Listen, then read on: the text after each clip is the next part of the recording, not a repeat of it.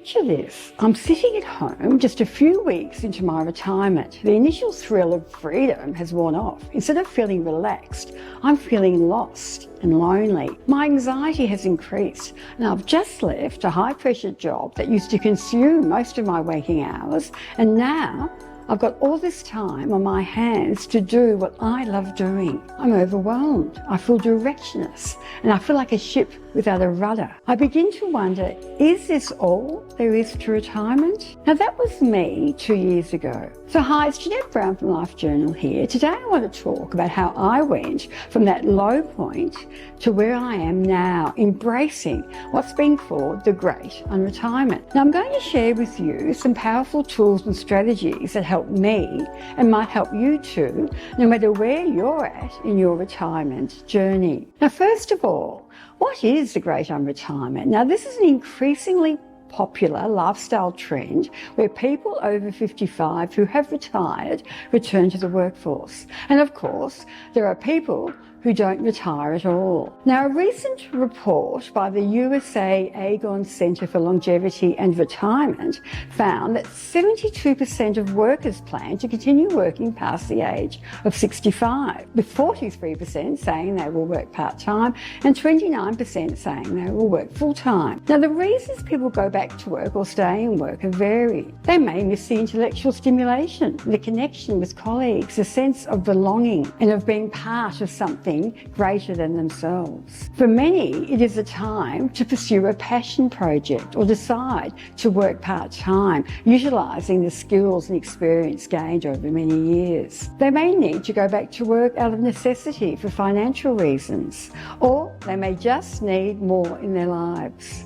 So as humans, we crave a sense of purpose and meaning. We want to feel like our existence is not only significant, but also fulfilling. This sense of purpose is important at all stages of life, including retirement. Now, retirement is often seen as a time to slow down and relax, but it is also a time to find a new sense of meaning and purpose. Now, research has shown that if you are living a life with purpose and meaning, you can live 7.5 years longer. Now, many people take the 3Gs approach to retirement, and that is grandchildren, gardening and golf.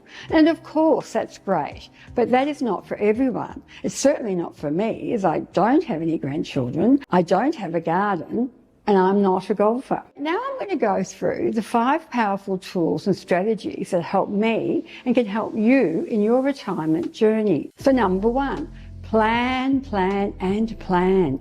Articulating your purpose and meaning and having conscious goals to work towards creates energy for change. It does not matter at what time of your life. Often goals change. However, being clear about your purpose and setting and pursuing goals puts you on a deliberate pathway to a more fulfilling life. You are challenging yourself, making use of your inner resources and the wisdom you have gained over many years. However, to be clear about what it is you want going into this next stage of your life, you need to take some time to reflect on your life as it is now, the good and the bad, and your dreams for the future. Now, writing in a personal journal can help with this. It can be like having a one-on-one conversation with yourself. Now, the aim is to end up with an action plan with specific goals, strategies and actions aligned to your purpose and meaning. Now, if you are unclear about what it is you really want and how to go about this, at the end of this video, I will tell you about a free resource called Reset Your Life Compass Challenge. I have made this available to anyone going through major change, such as retirement. Number 2, keep your skills and knowledge up to date. Even if you plan to retire fully, it's a good idea to stay engaged in your field or industry. This can include staying up to date on new technologies or industry development. It could be networking with colleagues or even taking courses and attending seminars to continue learning. This will help you be better prepared if you do decide to return to work in some capacity down the road. As we know, an increasing number of people are. Number 3, you can consider part-time or flexible work options. So if you do plan to continue working, Working part-time can be a great option. This can help you balance work and leisure time and may also help you stay healthier and happier as you age. And going from full-time to part-time is a more gentle transition to retirement, and in fact, you may even end up staying longer in the workforce than you originally intended because you have more freedom and flexibility. Number 4, stay open to new opportunities. Now, as you enter retirement, it's important to stay open to any possibilities that might come your way. This may include exploring new hobbies or interests, volunteering, travelling, living in different parts of the world, or even pursuing a second career in a completely different field. Being open to new experiences and keeping on learning and growing can help you make the most of your retirement years, no matter how you choose to spend them. Become more self-aware and mindful. Now, there is no doubt whether your retirement is voluntary or involuntary,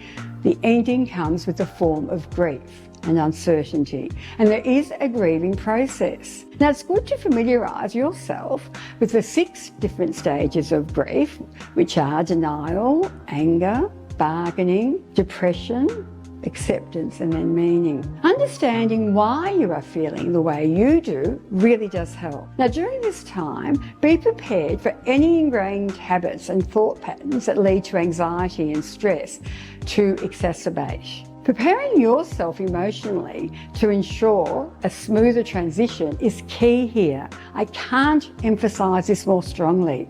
We are emotional beings, and learning to be more mindful about our range of emotions as we go through this major change is key. I thought I had, but clearly nowhere near enough. Number 5, cultivate a growth mindset. Now, a growth mindset is the belief that your abilities and intelligence can be developed through hard work, dedication, and continuous learning. It is the opposite of a fixed mindset, which assumes that your intelligence and your abilities are static traits that cannot be improved. So by adopting a growth mindset, we are more likely to take on new challenges, learn from failures, and persist through setbacks. So in this time of longevity, we all need to change our mindset of what it is to retire or age. We can be fixed on what we see as retirement, or we can have a growth mindset and be more flexible with our retirement goals, being open to new ideas and approaches and perspectives, and being willing to adjust our plans and strategies as we need to, knowing that having purpose and meaning is key to a more fulfilling life at any stage of your life. So to finish off, it's important to remember that everyone's retirement journey is unique, and there is no one-size-fits-all approach to retiring. What is important, though, is that whatever you do in your retirement or unretirement, you have a sense of purpose and belonging and make a contribution to something bigger than yourself. By spending time on planning your future, staying open to new opportunities, keeping your skills up to date, and preparing for a longer retirement in this time of longevity, you can make the most of your retirement years, no matter how you choose to spend them. Whether you decide to work, volunteer, travel, or pursue a new hobby, remember that retirement is what you make of it.